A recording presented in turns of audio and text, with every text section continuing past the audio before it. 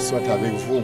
Nous célébrons aujourd'hui la grande et merveilleuse fête de l'Assomption. Et donc bonne fête à tous ceux qui ont une dévotion particulière à la Vierge Marie. En effet, ce 15 août, l'Église commémore la glorification de la Vierge Marie à la fin de sa vie terrestre. Ceci lui vient bien évidemment d'une grâce reçue spécialement, comme le dit la prière du 8 décembre, d'une grâce reçue par anticipation de la mort et la résurrection de Jésus, mais aussi de son adhésion personnelle et de sa participation à la passion du Christ, comme l'avait annoncé Siméon. Et toi, Marie, l'épée te transpercera le cœur. Il s'agit pour nous de voir celle-là qui, au nom de l'humanité, a pu accueillir la grâce de l'accueil, la grâce de l'arrivée de l'incarnation de la deuxième personne de la Trinité en notre monde par son fameux « oui, fiat, qu'il me soit fait selon ta parole ». L'Église célèbre donc aujourd'hui, comme pour dire la petite Pâque de Marie, comme Jésus lui-même, qui ne pouvait pas être retenu prisonnier de la mort. Il en est ainsi de la Vierge Marie. Son fils n'a pas voulu que sa mère soit retenue prisonnière de la mort. Ce qui est réservé à nous tous au dernier jour est donné par anticipation à Marie.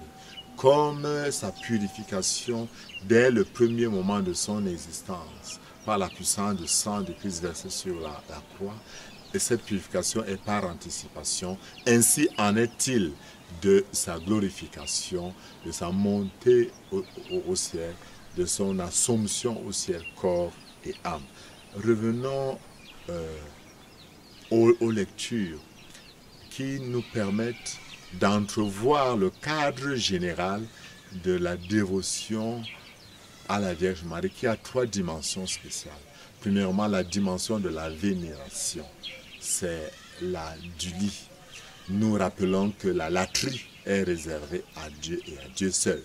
Et quand la latrie, c'est-à-dire l'adoration, est donnée à toute autre chose, on parle de l'idolâtrie. Donc nous réservons à Marie une grande vénération, c'est-à-dire tout ce que nous avons comme chant, comme statue, comme prière, tout ce qui est manifestation de notre joie, de l'honneur qu'on donne à la Vierge Marie. À la vénération, il faut associer l'intercession. Marie prie pour nous. Nous le disons dans la très belle prière, Sainte Marie, Mère de Dieu, priez pour nous pauvres pécheurs.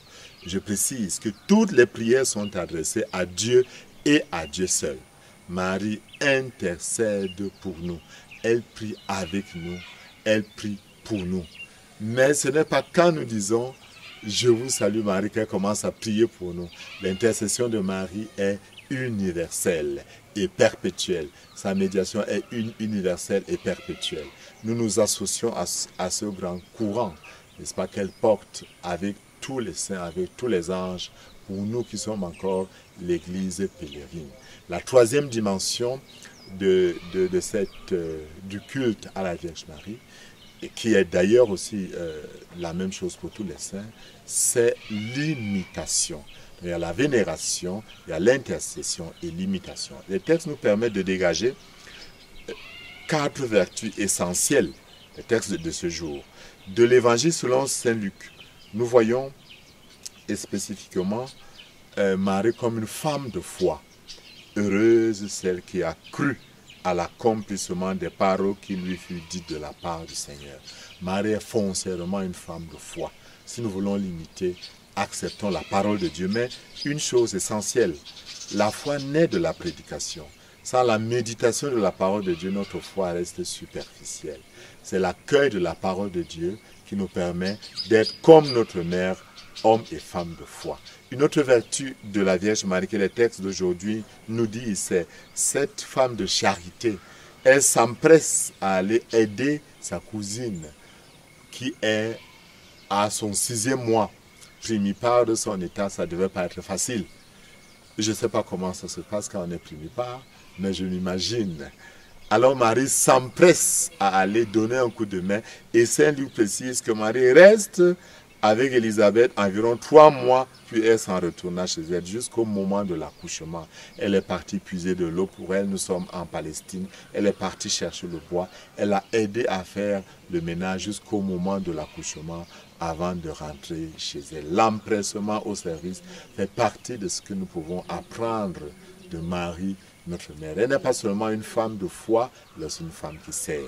Une autre vertu importante, Marie est une femme qui porte la joie. Quand elle entre dans la maison d'Élisabeth, c'est la joie totale. Même l'enfant que Élisabeth porte dans son sein exulte de joie. Soyons des porteurs de la joie de l'évangile, comme nous le dit le pape François. En fin de compte, Marie est une femme de prière.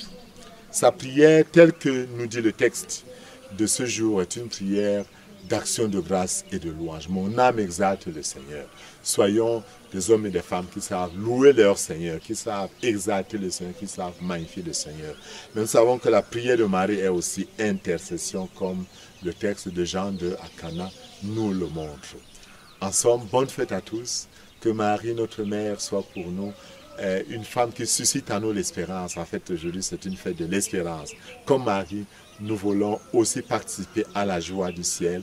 Comme Marie, nous voulons suivre le Christ. Comme Marie, nous voulons aussi participer à cette gloire que Jésus nous offre. Et que Dieu vous bénisse, vous qui êtes filles et fils de la Vierge Marie, au nom du Père et du Fils et du Saint-Esprit.